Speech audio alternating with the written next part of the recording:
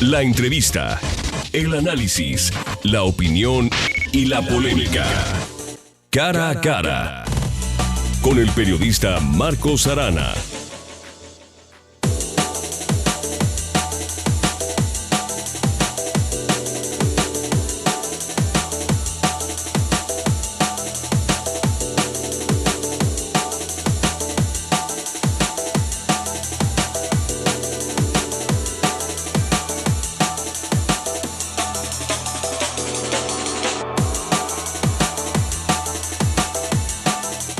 España y México. México y España viven momentos políticos, sociales y económicos que, salvo por los nombres y apellidos propios, parecerían siameses. Dadas sus características, el Parlamento español no permite que ninguno de los 4 partidos principales disponga de mayoría, insisto, que permita formar gobierno o nombrar al presidente. El señor Rajoy y su Partido Popular negocia con el PSOE, con Ciudadanos y con Podemos una alianza calificada como la segunda transición española para mantenerse en el poder.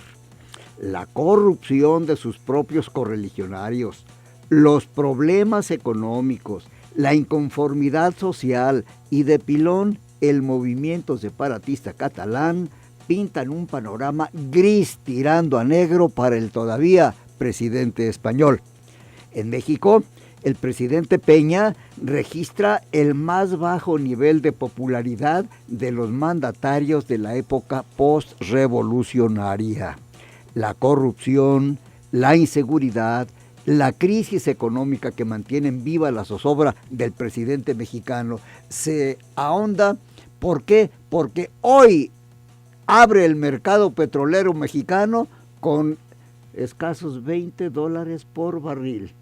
El barril anda en 159 litros, algo así, ¿verdad? Es cada barril de petróleo crudo. Bueno, no hay una tendencia, y ustedes que son analistas internacionales me van a decir hasta qué punto el ingreso de Irán, que acaba de producirse hace unas cuantas horas, otra vez al panorama internacional, aumenta su inyección al mercado internacional del petróleo en más de 500,000 de barriles. ¿Eso qué significa? Debe tener a Lozoya temblando para ver a cuánto va a bajar el petróleo en México. Bueno, pero les decía que para rematar el presidente Peña vivirá en 2016 presiones norteamericanas como consecuencia de las elecciones presidenciales de noviembre. Entonces remato diciendo, confusión e incertidumbre.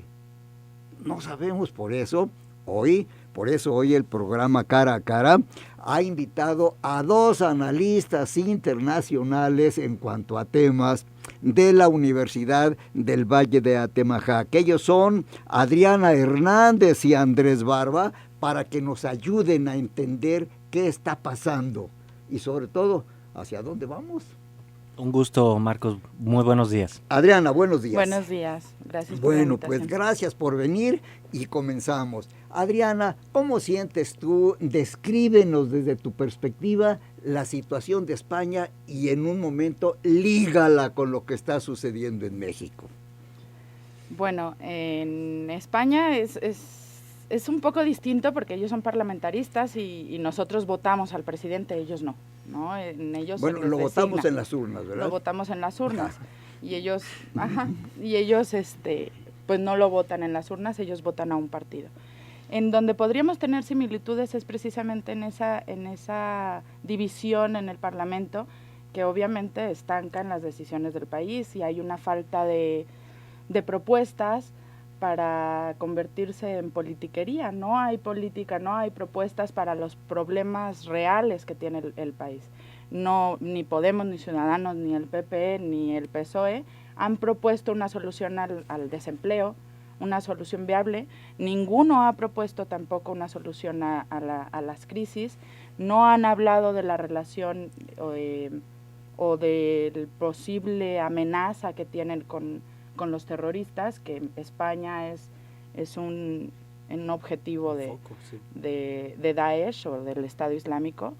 Entonces, en esas similitudes, ahí vemos que los políticos se pelean por el puesto sin tener realmente una propuesta, ¿no? Y están alejados del problema social, ¿no? Andrés Barba, dinos tu panorama desde esa perspectiva de la academia. Coincido completamente con Adriana. Me parece que algo que ha llamado la atención, Marcos, en esta última etapa electoral o postelectoral en España es justamente cómo la necesidad del presidente Rajoy de formar una alianza, porque su partido ya no tiene la mayoría del Parlamento, de las Cortes, como les llaman ellos, y esta circunstancia pues le ha empujado a tratar de formar estas alianzas para formar un gobierno. Como decía Adriana, España no es un país presidencialista como lo es México, los Estados Unidos o cualquier país de América Latina, es un país parlamentario, entonces necesita una mayoría o al menos el permiso de otras corrientes políticas en el Congreso para poder formar gobierno. Como no la tiene la mayoría el Partido Popular, entonces está buscando a otros partidos para poder generar esa alianza. Ahora, la presión que tiene le ha empujado incluso a acercarse a su archirrival, por decirlo así, de histórico, que es el Partido Socialista. Digamos, la derecha, la centro derecha, buscando ahora a la centro izquierda para formar un gobierno. Y esta necesidad, digamos que ya es una... denota pues la desesperación que tiene el gobierno actual, o en funciones, como se le llama ya en España, pues ha obligado a Rajoy justamente a decir, a pronunciarse acerca de algunos temas en donde pues había sido un poco evasivo, por no decir demasiado, ¿no? Como por ejemplo esta cuestión de la reforma a la Constitución, que es la alternativa que los socialistas han puesto sobre la mesa para tratar de evitar, a juicio de ellos, la independencia de Cataluña y de otras regiones, porque no hay que olvidar que en este momento el País Vasco está en una relativa tranquilidad, pero es cosa simplemente de que siga la efervescencia política en Cataluña para que el País Vasco y a lo mejor otras tantas comunidades también vivan esta efervescencia al mismo nivel, ¿no? Ahora bien, dentro de este panorama que ustedes han pintado, Adriana y Andrés, les digo una cuestión. Hay un hecho que liga a España con México, pero verdaderamente fuerte. Tiene nombre y apellido, se llama Humberto Moreira. Humberto Moreira en este momento está preso en una cárcel que está a 40 y tantos kilómetros de Madrid, y el señor no tiene derecho a fianza. Y no está siendo juzgado, según estamos leyendo en este programa, los despachos noticiosos, no está siendo juzgado por cosas que hizo en México, no, está siendo juzgado por lo que hizo en España, al traficar, negociar, transmitir, en fin, más de 200,000 euros en forma ilegal. ¿Qué lección, qué lectura le das, Adriana, a esta situación de Humberto Moreira? Bueno, lo ligo un poquito también con el Chapo, ¿no? No tiene nada que ver, pero otra vez nos están demostrando que entidades no estatales del gobierno mexicano nos están haciendo justicia. O sea, esto de que Sean Penn encontró antes que el gobierno mexicano al Chapo y además que España aprende a un delincuente político mexicano. Entonces nos habla uno de la debilidad del Estado mexicano frente a aprender a sus delincuentes, y otra, pues bueno, por un lado nos están haciendo justicia a todos los mexicanos, siendo que este fue presidente del PRI, y además a los laguneros, a los coahuilenses, que nos están haciendo justicia por todo lo que robó del erario público, aunque no haya sido juzgado por esto, ¿no? Y pues qué vergüenza fuera de nuestro país, que además, o sea, es noticia en España también, que otro mexicano más esté siendo encarcelado en su país, ¿no? Creo que al mexicano de a pie que sale y viaja, también nos mancha a todos esta cuestión. Pero lo bueno es que de ahí no va a salir. Son 20 años los que le dan, más o menos. Bueno, entonces vamos a seguir analizando el caso Humberto Moreira en España relacionado con México. Andrés, vas a tener inmediatamente después de una pausa la palabra. Yo le ruego a usted que si quiere participar en este programa, marque nuestra línea WhatsApp. Nuestra línea WhatsAppear para aquí es 33 18 80 7641. Nuestros teléfonos 3122-4200, 3122-4266. Zona 3 Noticias, Arana Cervantes, nuestro Twitter. Vamos a una pausa y recuerde, ¿quiere participar?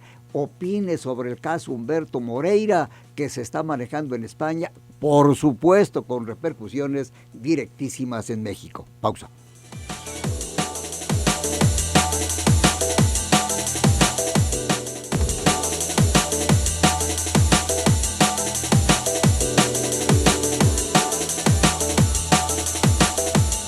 Bueno, está Adriana Hernández y Andrés Barba, un par de académicos, investigadores de la UNIVA, tratando asuntos relacionados con esas relaciones de hecho, independientemente de las de derecho, entre España y México. A partir del caso importantísimo, trascendental, Humberto Moreira, detenido en Madrid y enviado a la cárcel, acusado de traficar con 200,000 euros por el momento. Andrés. Sí, bueno, evidentemente es un escándalo, es un acto vergonzoso para México, porque devela justamente lo que mencionaba Adrián antes del corte, ¿no? Devela justamente que no hay la capacidad, sí hay, no hay la voluntad en México de juzgar a gobernantes o exgobernantes o líderes políticos por delitos como este. Mencionabas, Marco, que el delito que se le imputa en España es haber transferido de forma pues extraña o no clarificada 200,000 euros a una cuenta en España. Sin embargo, leía yo ayer en el periódico que los desvíos que se le han calculado a este señor, si es que se le comprueban, del erario del estado de Coahuila, ascienden a 3,000 millones de pesos. Eso es más de 200 millones de dólares. Ese es un mundo de dinero. Para que la gente a lo mejor tenga una dimensión de esto, eso es el doble, creo, si no me equivoco, de lo que va a costar la ampliación de la línea 1 del tren ligero, ¿no? Entonces es un dineral, es un montón de dinero. Y pues sí, o sea, enfurece, digamos, indigna saber que en otros países se le juzga por 200,000 euros, ¿no? Que es lo que tal vez cuesta una casa en una zona residencial de clase media alta aquí en Guadalajara, pero no se le va a podido juzgar por ese supuesto desvío de 3,000 millones de pesos, ¿no? Pues que desvió del erario de Coahuila. Entonces, estas son las situaciones que indignan. Ahora, la gente que se pregunta luego, y esto tal vez para quienes están pensando estudiar relaciones internacionales entre los muchachos, ¿para qué sirven las relaciones internacionales? Bueno, cuando no hay justicia y cuando un Estado no es capaz de impartir justicia, miren las alternativas que tenemos. Resulta que hay otros países que terminan impartiendo justicia a hechos que suceden en nuestro propio país. Ya lo hemos visto con la Corte Interamericana de Derechos Humanos o con la Corte Internacional de Justicia en casos de otras naciones. Ahora lo vemos con casos individuales de estas personas. Pero no hay que olvidar también, Marcos, que han habido casos similares en otros países de América Latina. El juez Baltasar Garzón justamente cobró importancia hace ya varios años por estar tratando de juzgar a, digamos, exgobernantes en los regímenes de la dictadura o del autoritarismo en América del Sur, no por los crímenes cometidos en contra de miles de los ciudadanos de Argentina o de Chile o de cualquier país, sino en contra tal vez hasta de un solo español al que le hubieran puesto la mano encima los militares en aquellos países.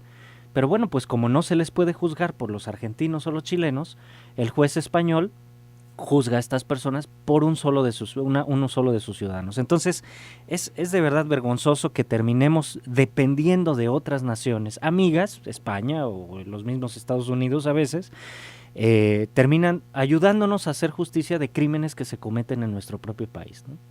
Fíjate, hace un momento Adrián Hernández señaló que todo esto era como una signo de debilidad del Estado mexicano, algo así, pero te dice Jorge Romo, oiga, a ver, vamos aclarando. Yo no le llamaría debilidad del gobierno mexicano o de nuestro sistema. Yo le llamaría de plano corrupción de los gobiernos mexicanos al no ser capaces de juzgar a sus propios ciudadanos aquí por delitos, bueno, entre comillas en este momento, porque no hay ni siquiera una acusación en contra de Moreira. Pero en ese caso, ¿cuál sería esa diferencia? ¿Debilidad o complicidad? No, complicidad, sin duda. No es una debilidad del Estado mexicano, eso hablaríamos de cuestiones mucho más preocupantes, ¿no? Sin duda nuestro país tiene una fortaleza que institucional y en el orden legal que no es cuestionable.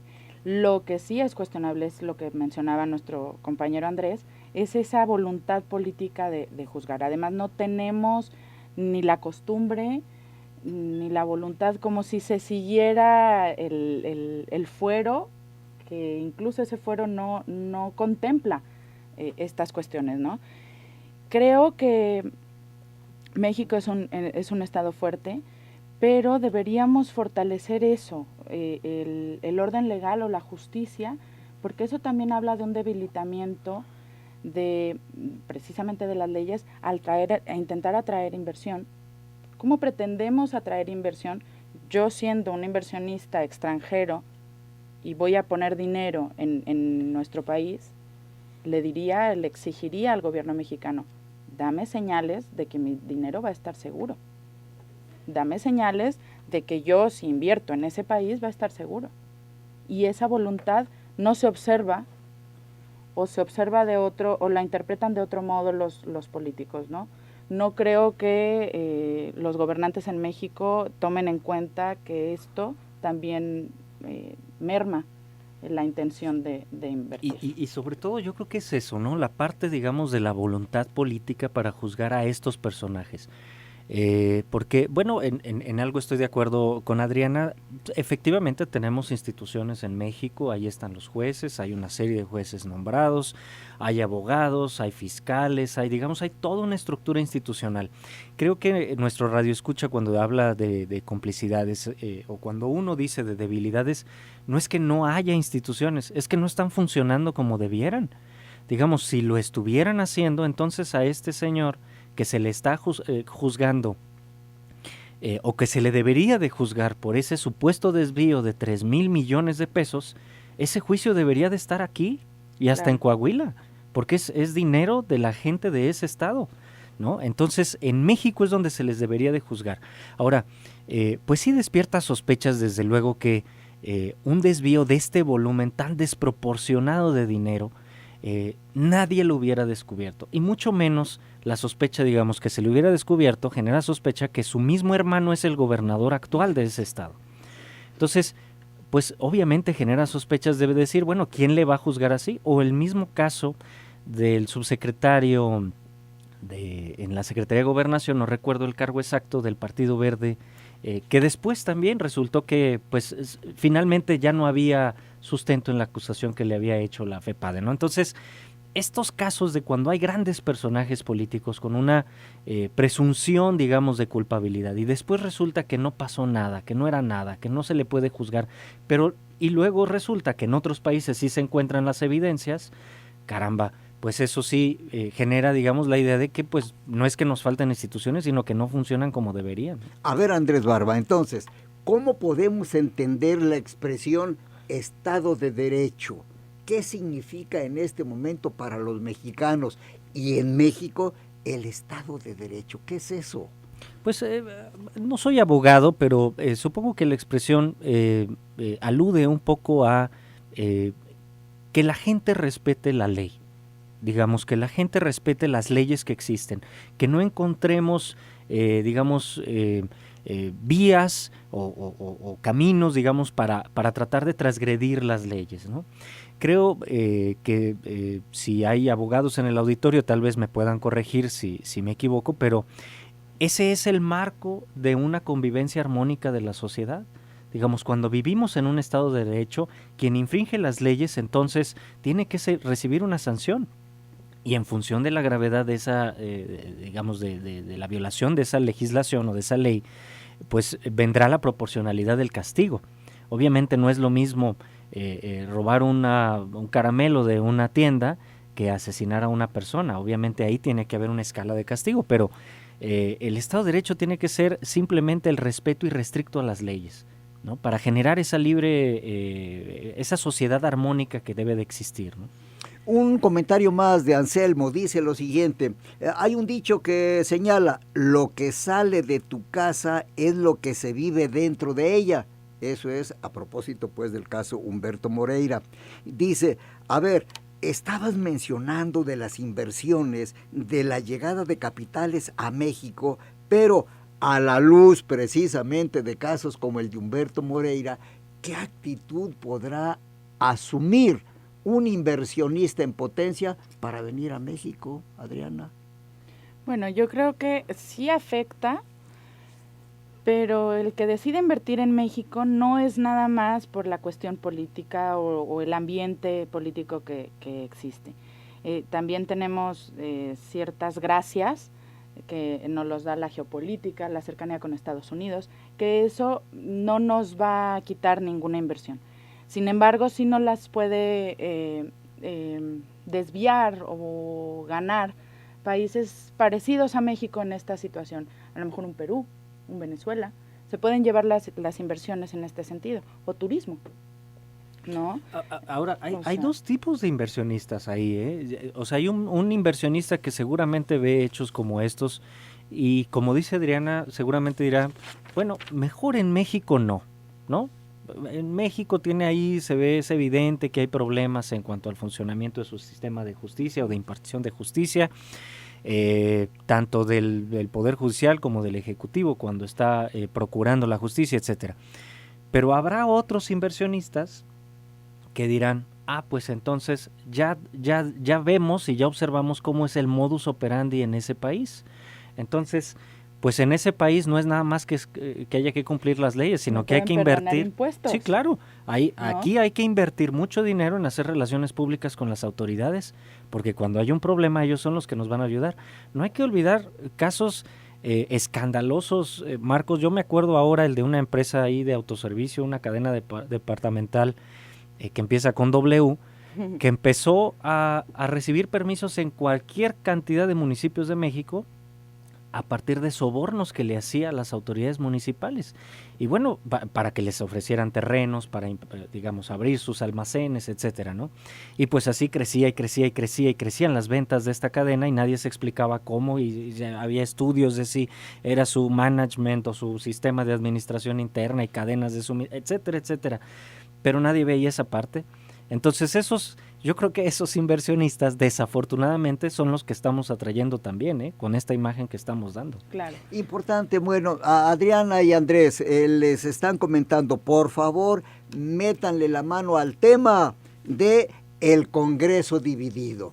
El fenómeno del Congreso dividido, allá las Cortes en España, en México, el Congreso de la Unión, que ya no hay partido mayoritario o cuasi único o que dominaba todo el panorama. Mencionen algo de esto, le está pidiendo el auditorio después de una pausa. Les recuerdo que nuestra liga por WhatsApp es 33 18 80 76 41, 31 22 42 00, 31 22 42 66. @ son las 3 noticias, @ Arana Cervantes. Pausa.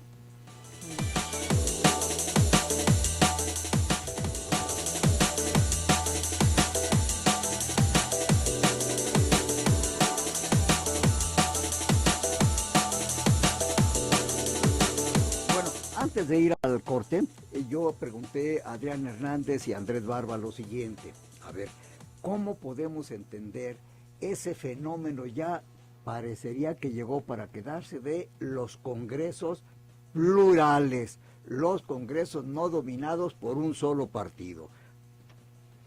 Sí, bueno, viene muy ad hoc esta pregunta que nos haces, Marcos, con lo que estábamos comentando al inicio del programa de España.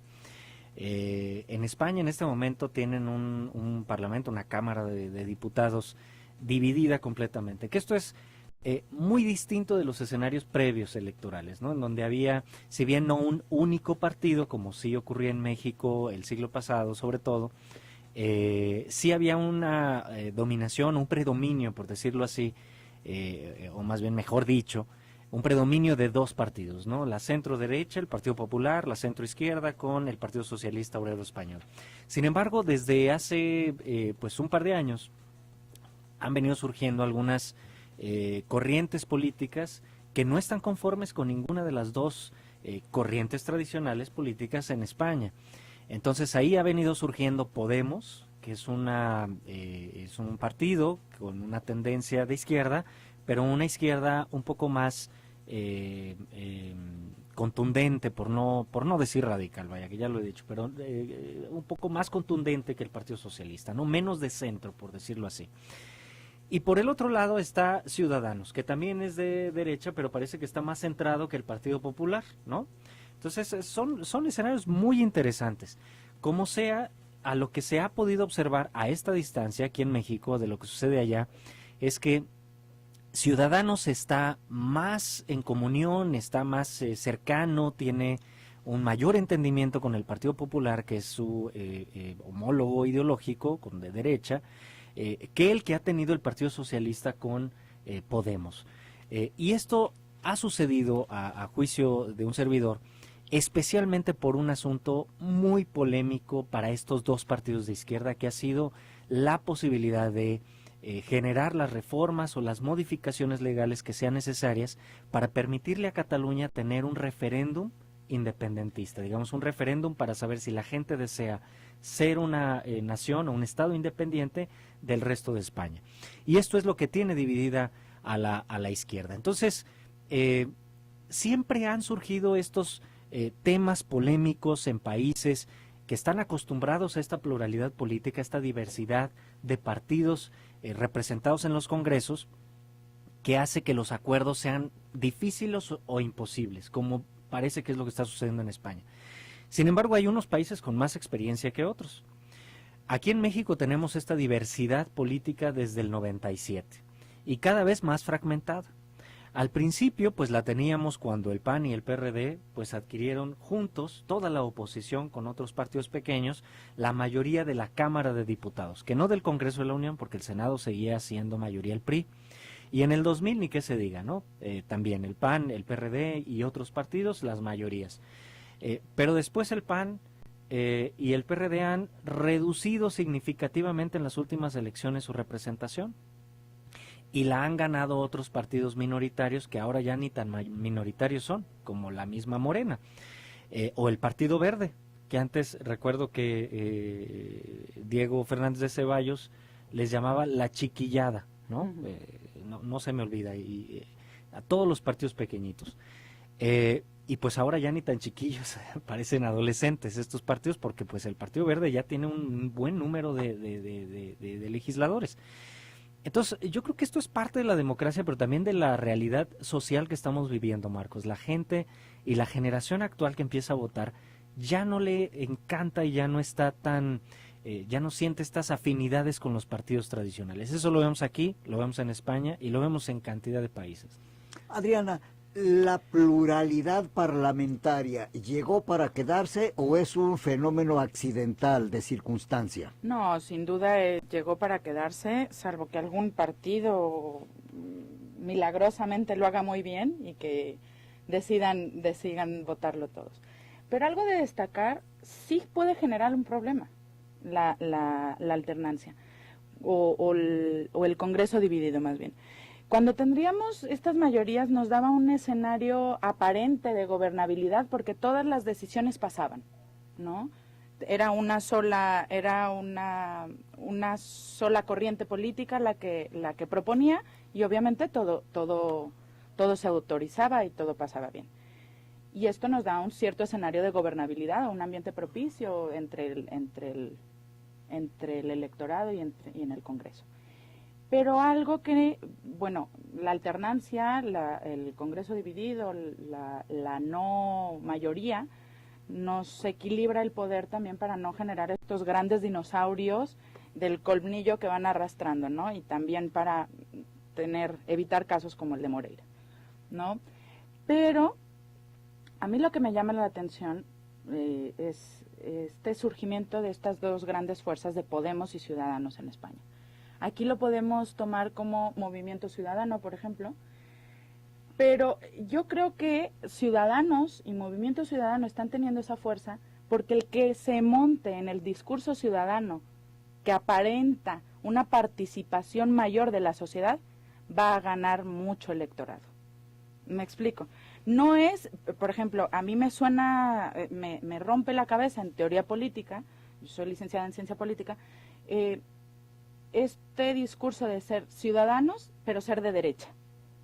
O sea, el nombre de Ciudadanos a mí me sonaría como un partido más de izquierda o centroizquierda. Sobre todo en Sí. un escenario donde hay tanta inconformidad por las medidas del Exactamente. gobierno para contener la crisis, ¿no? Y Ciudadanos está tomando fuerza, pero es de derecha. Es la regeneración del PP, es el PP recién Plus. nacido, como el nuevo PRI que llamábamos aquí, ¿no?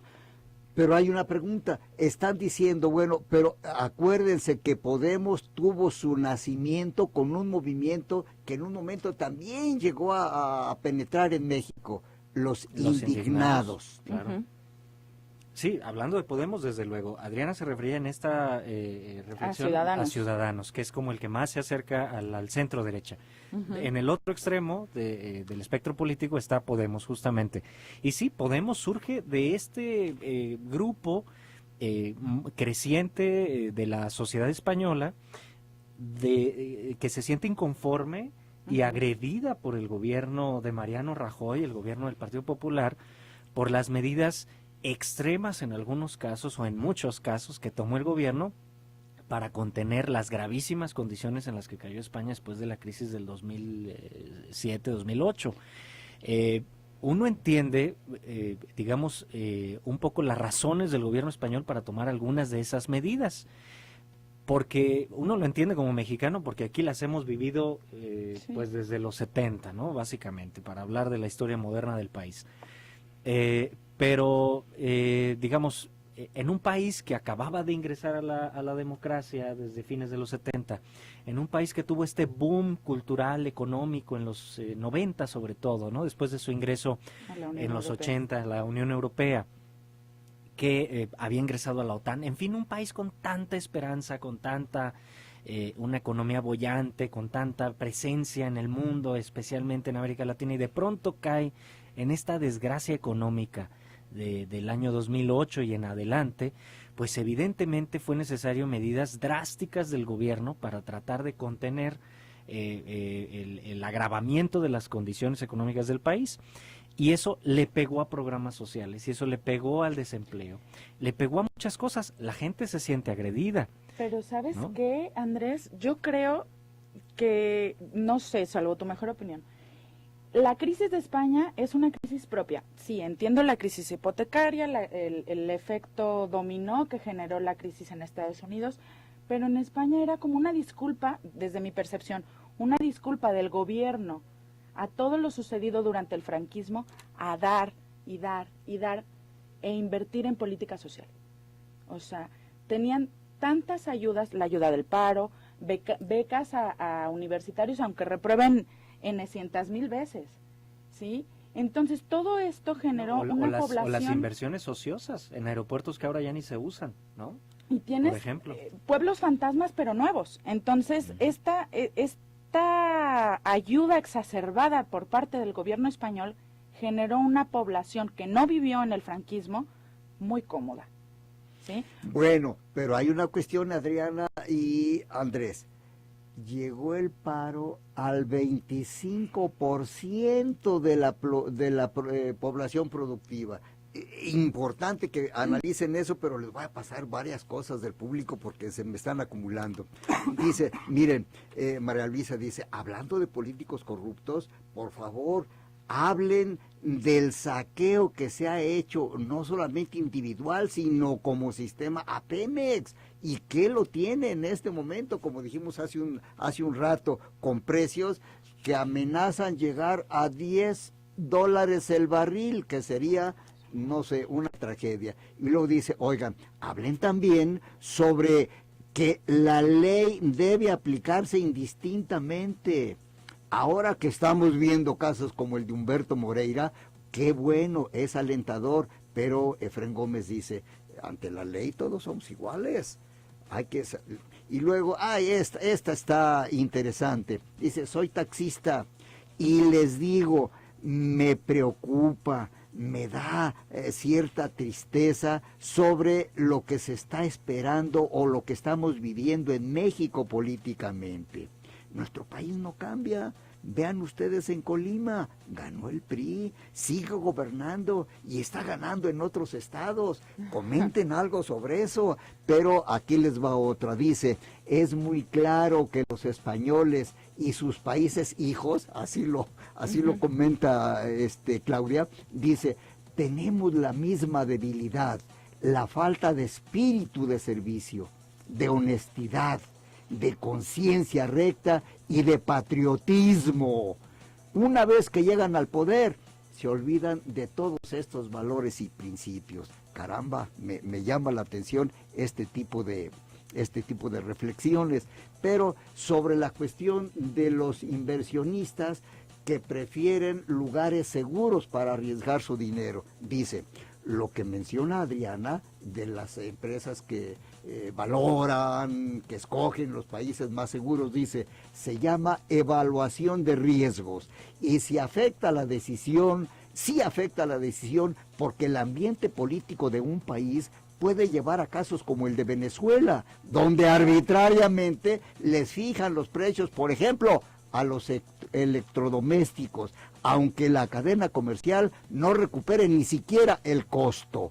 El comportamiento de las instituciones y los políticos también son muy importantes, o es muy importante, cuando de transnacionales se trata para que inviertan en un país. Así es que ahí están las inquietudes del auditorio y me faltan muchas, pero por lo pronto vamos a una pausa rápidamente y luego la participación de ustedes.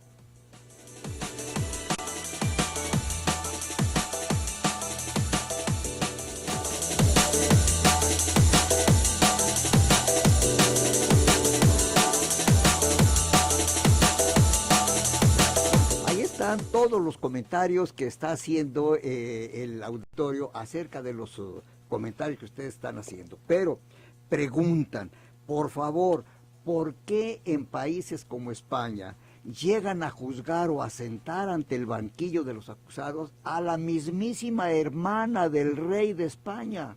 Y en México no somos capaces ni de tocarlos con el pétalo de una rosa. Andrés.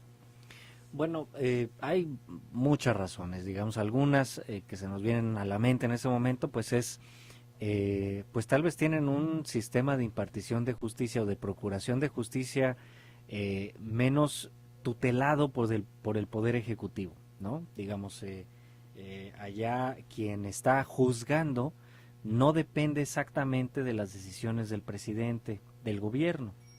¿Cómo podríamos pensar aquí? La segunda cuestión es que la inteligencia política en España considera que al estar juzgando casos de escándalo como este mismo, que la hija del rey de España, ahora hermana, ¿no?, con la transición del rey Juan Carlos al rey Felipe, pues es un escándalo para la sociedad en un escenario de gran crisis y de crispación social por las medidas económicas tan duras que han estado viviendo en los últimos años. Bueno, pues una manera de paliar esa indignación social, pues es una impartición de justicia como debe de ser, digamos, presentando pruebas, tratando de encontrar la culpabilidad de esta persona, sin importar quién sea. Y a eso nos remitimos con uno de los comentarios que hacía el auditorio, que la ley es aplicable para todos por igual. Bueno, pues este principio se asienta aún más cuando hay una persona simbólica, digamos, cuando hay una persona con un nombre muy conocido, con un cierto nivel de poder o de influencia social, etcétera, como aquí mismo, la hermana del rey de España, ¿no? Pero ¿sabes qué? Perdón la interrupción. Yo no creo que toque la cárcel. Yo creo que esto también es un mensaje a la población antimonárquica para, mira, sí hacemos algo. Me explico. No creo sinceramente que la juzguen, que llegue a tocar cárcel. Es política, pero en marketing político, si lo podemos llamar así, ¿no? Pero la señora ya fue sentada frente a un juez. Sí, eso ya está pero caminando. son señales. Me explico, o sea, es como ver a doña Leticia vestida de Sara y de Mango. O el caso, tal vez, pondrías del Bester Gordillo, ¿no? De la líder sindical, ¿no? Son señales que a lo mejor no tocan a los realmente importantes, o a los que realmente les podría, no sé, tumbar su posición cómoda en el poder, lo que ¿no? yo sí veo es que hay una tendencia en muchos países de estar juzgando a estos grandes nombres, ¿no? A estas personalidades de la política, de la economía, etcétera. En Italia lo vimos con este ex primer ministro, ¿no? Berlusconi. En España lo estábamos viendo con la hija o hermana del rey actual. Con el expresidente legendario de la Generalitat de Cataluña, en Guatemala con un presidente en funciones que tiene que dimitir, en fin, con exmilitares. Nomás te digo un nombre simbólico en España. El señor Rodrigo Rato, fue vicepresidente del gobierno y fue director del Fondo Monetario Internacional y está a un paso de la cárcel. Ahí lo tenemos, digamos, o sea, hay muchos nombres importantes, conocidos, que en sus países están siendo juzgados, y en México, digamos, la tendencia es, pues, a tener de pronto un caso simbólico y pasan otros 2, 3 años y otro por ahí, ¿no? Pero es una, simplemente es algo simbólico, no encontramos a estos grandes personajes de la política, digamos, siendo juzgados, y a lo mejor encontrados inocentes, pero hay muchos a los que se les presume la culpabilidad, pero nunca llegan a un juzgado a tratar de defender esa, digamos, un acto, una actuación honrosa, o a comprobársele que efectivamente rompió la ley. Entonces, pero esto no lo vemos aquí. O a sacarlos pasado el sexenio. Miren, hay un comentario que está muy largo, pero lo voy a resumir de la siguiente manera. Dice, bueno, lo que están contando sobre la cuestión de los nuevos movimientos políticos y esos nuevos líderes de Podemos y gente que sale, dice, pero son frases, maneja mercadotecnia, son mediáticos. En cambio, vemos también en México el tal Bronco, que es mediático a morir. Dice, los mexicanos tenemos que actuar en conjunto para que nuestra economía funcione con nosotros, no con los políticos.